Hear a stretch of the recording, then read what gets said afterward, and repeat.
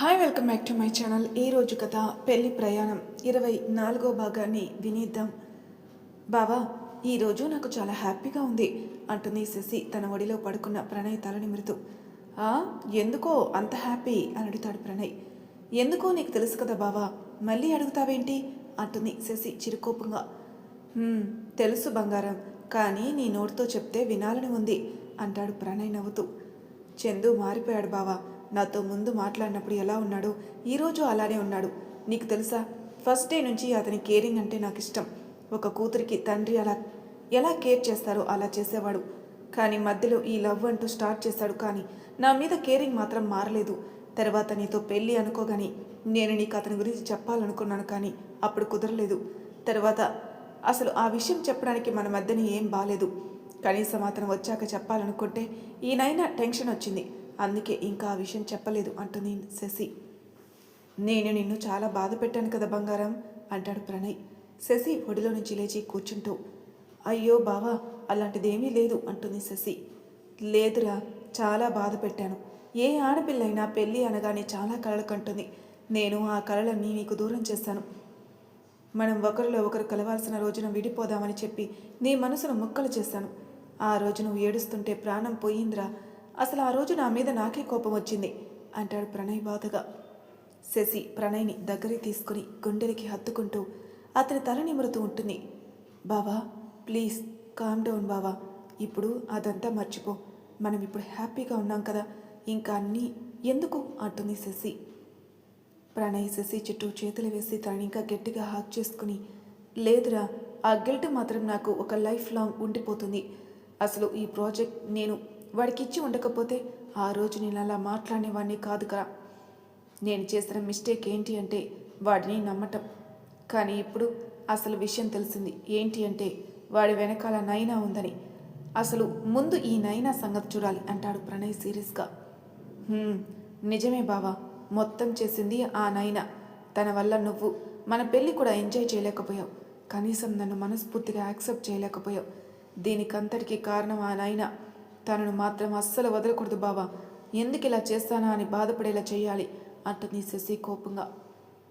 బంగారం, తనని ఏం చేయాలో నేను చూసుకుంటాను, కానీ నువ్వు నా సంగతి చూడు అంటాడు ప్రణయ్ అల్లరిగా నవ్వుతూ. నీ సంగతి ఏంటి బావా అంటుంది శశి అయోమయంగా. అబ్బా, చిన్న పిల్లవు మరి, ఏమీ తెలియకపోవడానికి అంటాడు ప్రణయ్ చిలిపిగా చూస్తూ.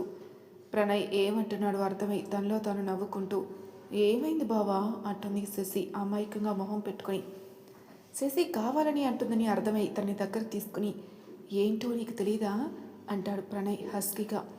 ప్రణయ్ అంత దగ్గరగా ఉండేసరికి శశికి కంగారుగా ఉంటుంది. సిగ్గుతో బుగ్గలు ఎర్రగా అవుతాయి. బంగారం, నువ్వు ఇలా సిగ్గుపడుతుంటే చాలా ముద్దుగా ఉన్నావురా అంటాడు ప్రణయ్ శశి నుదుటి మీద కిస్ చేస్తూ. బా బా వా అంటుంది శశి మాటలు రాక తడబడుతూ. బావనే కానీ చెప్పు అంటాడు ప్రణయ్ తన మూసి ఉన్న కళ్ళ మీద కిస్ చేస్తూ. కష్టంగా ఉంది బావా అంటుంది శశి ముద్దుగా మాట్లాడుతూ. ఫస్ట్ అలానే ఉంటుంది, తర్వాత అలవాటు అవుతుంది అంటాడు ప్రణయ్ ఎర్రగా అయిన బుగ్గల మీద కిస్ చేస్తూ. తర్వాత తన లిప్స్ దగ్గర వెళ్ళి 1 ఇంచ్ దూరంలో ఆగి శశి వైపే చూస్తాడు. ఒకరి ఊపిరి ఒకరి తగిలేంత దూరంలో ఉన్నారు ఇద్దరు. శశి ప్రణయ్ కాలర్ పట్టుకుని గట్టిగా కళ్ళు మూసుకుంటుంది. అది చూసి ప్రణయ్ చిన్నగా నవ్వుతూ శశి నుదుటి మీద ముద్దు పెట్టుకుని మళ్ళీ తన ఒడిలో పడుకుంటాడు. ప్రణయ్ చేసిన దానికి చిన్న చిరునవ్వు తన పెదవుల మీద వచ్చి చేరితే మెల్లగా కళ్ళు తెరిచి ప్రణయ్ వైపు చూస్తుంది. ప్రణయ్ అల్లరిగా నవ్వుతూ కన్ను కొడతాడు. శశి సిగ్గుపడుతూ ప్రణయ్ గుండెల్లో తలదాచుకుంటుంది. దీనికే సిగ్గుపడితే ఎలా బంగారం, ఇంకా చాలా ఉంది. అప్పుడు నువ్వు సిగ్గుపడుతూ ఉంటే కుదరదు అంటాడు ప్రణయ్ నవ్వుతూ. నీకు అసలు సిగ్గే లేదు బావా అంటుంది శశి చిరుకోపంగా. నీ దగ్గర నాకు సిగ్గెందుకు అంటాడు ప్రణయ్ నవ్వుతూ. శశి కూడా నవ్వుతూ అతనితో కబుర్లు చెప్తూ ఉంటుంది. అలా కొంచెంసేపటికి ప్రణయ్ నిద్రపోవడంతో అతని నుదుటి మీద కిస్ చేసి ప్రణయ్ని చూస్తూ ఉంటుంది. వదిలితే ఇలానే చూస్తూ ఉండేలా ఉన్నావు కదా అంటాడు ప్రణయ్ కళ్ళు తెరవకున్నాని. నువ్వు ఇంకా పడుకోలేదా బావా అంటుంది శశి కళ్ళు పెద్దవి చేసి చూస్తూ. లేదు, నువ్వు ఏం చేస్తావా అని కళ్ళు మూసుకొని ఉన్నాను అంటాడు ప్రణయ్ నవ్వుతూ. నువ్వు మహాజాతు బావా అంటుంది శశి నవ్వుతూ. ఇలాంటి భార్య ఉంటే ఎవరైనా ఇలానే ఉంటారు, కానీ నేను నిద్రపోయినప్పుడు మాత్రమే కిస్ ఇస్తావా? మెలకుగా ఉంటే ఇవ్వవా? అంటాడు ప్రణయ్ నవ్వు ఆపుకుంటూ. అంటే ఇంతకుముందు కూడా నువ్వు మెలకుగానే ఉన్నావా అని అడుగుతుంది శశి ఆశ్చర్యంగా. ప్రణయ్ అలానే నవ్వుతూ శశి వైపు చూసేసరికి సిగ్గుపడుతూ తలదించుకుంటుంది. హా బంగారం, నువ్వు అలా సిగ్గుపడకు, నాకు ఏదోలా ఉంది అంటాడు ప్రణయ్ అల్లరిగా నవ్వుతూ. ఏదోలా అంటే ఎలా బావా అంటుంది శశి అమాయకంగా మొహం పెట్టుకుని. నీకు చెప్పడం కాదు కానీ చూపిస్తాను అని చెప్పి తను లేచి శశిని హక్ చేసుకుంటాడు. శశి షాక్ అయి బావా అంటుంది. చూపించమని అడిగాను కదా బంగారం అని అడుగుతాడు ప్రణయ్ హస్కీగా. అయితే అంటుంది శశి ప్రణయ్ ఏం చెప్పబోతున్నాడో అర్థం కాక.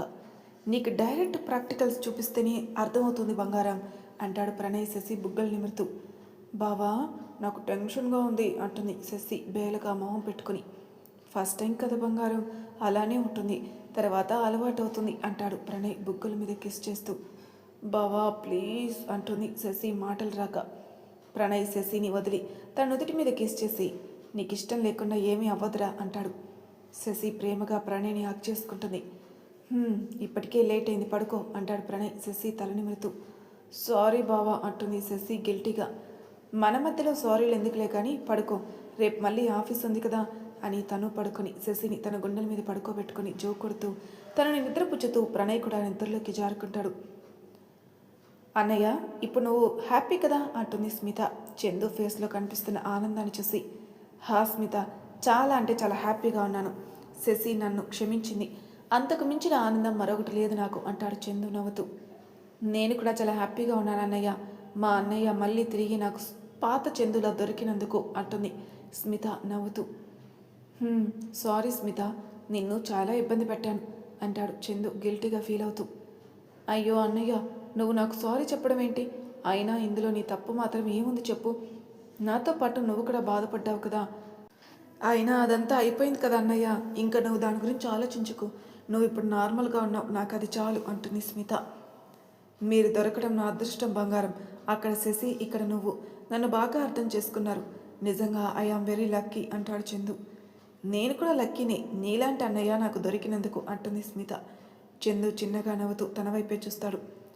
అవునన్నయ్య, ఆ నైనాని ఏం చేయబోతున్నారు అంటుంది స్మిత. ఏం చేయాలో ప్రణయ్ ముందే ఫిక్స్ అయ్యాడు కానీ ఏం చేస్తాడో ఎలా చేస్తాడో మాత్రం తెలియదు అంటాడు చందు. అయితే నైనాకి టైం దగ్గరకు వచ్చిందన్నమాట అంటుంది స్మిత నవ్వుతూ. అలాంటిదే అంటాడు చందు నవ్వుతూ. తర్వాత ఇల్లు రావడంతో కార్ పార్క్ చేసి ఎవరి రూమ్లోకి వాళ్ళు వెళ్ళి ఈరోజు జరిగిన విషయాలు తలుచుకుంటూ ఎప్పటికో నిద్రలోకి జారుకుంటారు. బావా, ఇది ఆఫీస్ రూట్ కాదు కదా, మనం ఎక్కడికి వెళ్తున్నాం అడుగుతుంది శశి చుట్టూ చూస్తూ. బంగారం, మనం గుడికి వెళ్తున్నాం అంటాడు ప్రణయ్ నవ్వుతూ. ఏంటి బావా ఇంత సడన్గా గుడికి అంటుంది శశి. ఏం లేదు శశి, నిన్ను నా లైఫ్లోకి పంపించినందుకు ఆ దేవుడికి థ్యాంక్స్ చెప్పాలి కదా, అందుకే వెళ్తున్నాం అంటాడు ప్రణయ్. అలా అయితే నేను కదా బావా ఆ దేవుడికి థ్యాంక్స్ చెప్పాల్సింది, నీలాంటి క్యూట్ స్వీట్ హస్బెండ్ అబ్బాయిని నా లైఫ్లోకి పంపించినందుకు అంటుంది శశి నవ్వుతూ. ఏంటి మేడం గారు పొద్దున్నే చాలా హుషారుగా ఉన్నారే అంటాడు ప్రణయ్ శశి వైపు చూస్తూ. అంతా సార్ గారి దయ అంటుంది శశి. బంగారం, మాటలు ఎక్కువైపోతున్నాయి, ఇలా అయితే కష్టం బేబీ అంటాడు ప్రణయ్ నవ్వుతూ. కష్టమా? ఎందుకు బావా అంటుంది శశి అయోమయంగా చూస్తూ. గుడికి వెళ్తూ అలాంటివి మాట్లాడకూడదు కానీ వచ్చాక చెప్తాలే అంటాడు ప్రణయ్ కన్ను కొడుతూ. శశి రెండు కళ్ళు పెద్దవి చేసి ప్రణయ్ వైపే చూస్తుంది. బంగారం, అలా చూడకే, నాకు దిష్టి తగులుతుంది అంటాడు ప్రణయ్ సిగ్గుపడుతూ. బావా, నీలో ఇంత అల్లరుందా అంటుంది శశి నవ్వుతూ. ఇదేం చూసావు బంగారం, ఇంకా చాలా ఉంది నువ్వు చూడ్డానికి అంటాడు ప్రణయ్ నవ్వుతూ. వామ్మో బావా, నీకు ఏదో అయింది అందుకే ఇలా మాట్లాడుతున్నావు అంటుంది శశి. నీ మీద ప్రేమే అయింది బంగారం, అందుకే ఇలా మాట్లాడుతున్నాను. అయినా మాటలకే ఇంత షాక్ అయితే చేతులు స్టార్ట్ చేస్తే ఏమైపోతావో అంటాడు ప్రణయ్ అల్లరిగా నవ్వుతూ. ఇంతలో గుడి రావడంతో ఇద్దరు పార్క్ చేసి గుడిలోకి వెళ్ళి ఇద్దరు పేరు మీద అర్చన చేయించుకొని గుడి మెట్ల మీద కూర్చుంటారు. బావా, నేనంటే నీకు ఎంత ఇష్టం అంటుంది శశి ప్రణయ్ కళ్ళలోకి చూస్తూ. ప్రణయ్ శశి చేతిని తీసుకుని తన గుండె మీద పెట్టుకుంటాడు. వినిపిస్తుందా అంటాడు ప్రణయ్ ప్రేమగా. బావా వినిపిస్తుంది అంటుంది.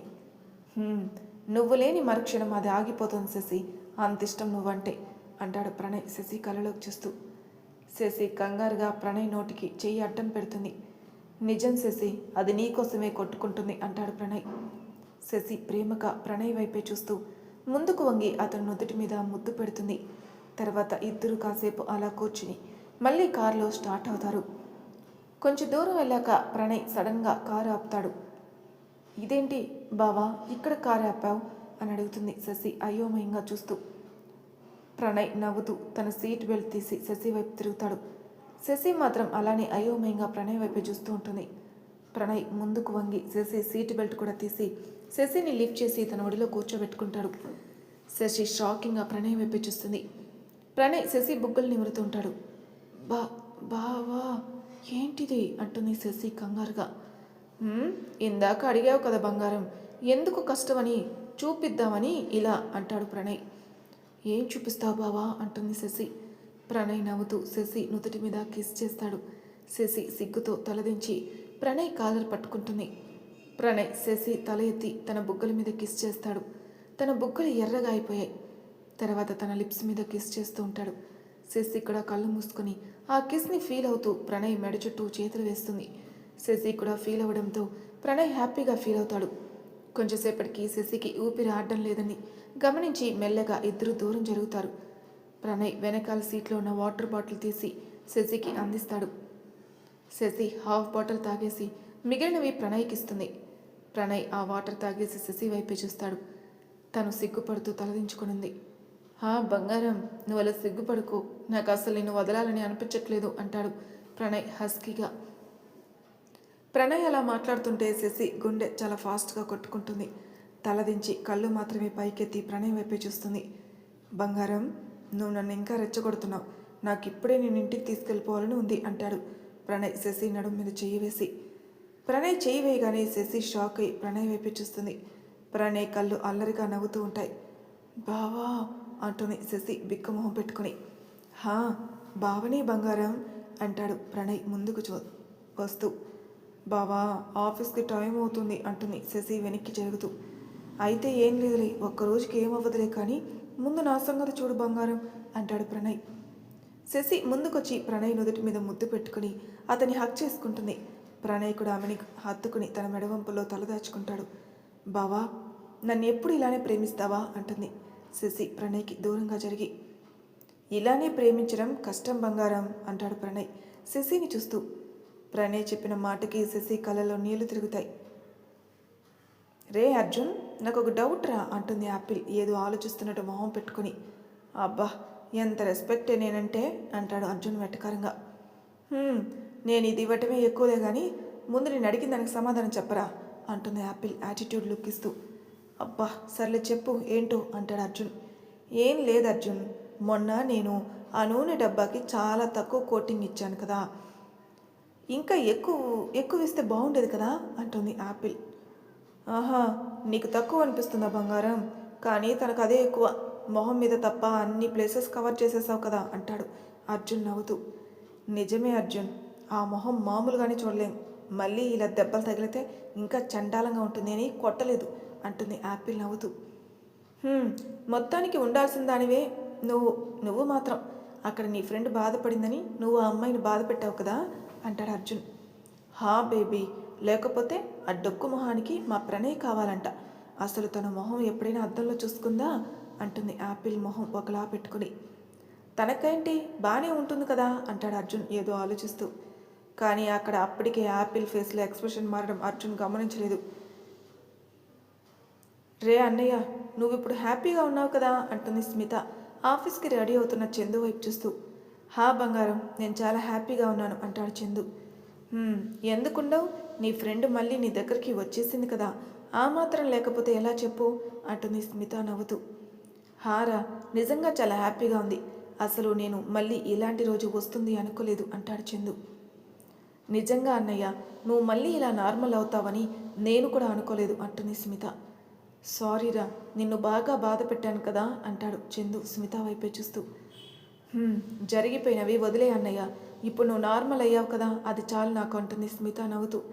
ఐ ప్రామిస్ యూ బంగారం, ఇంకెప్పుడు ఇలా అవ్వదు, అండ్ నేను నీతోనే ఉంటాను ఎప్పటికీ అని అంటాడు చందు. స్మిత హ్యాపీగా చందుని హక్ చేసుకుంటుంది.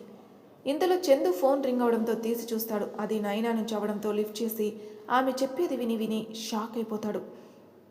మరి తర్వాయి భాగంలో ఏం జరగబోతుందో నెక్స్ట్ ఎపిసోడ్లో తెలుసుకుందాం.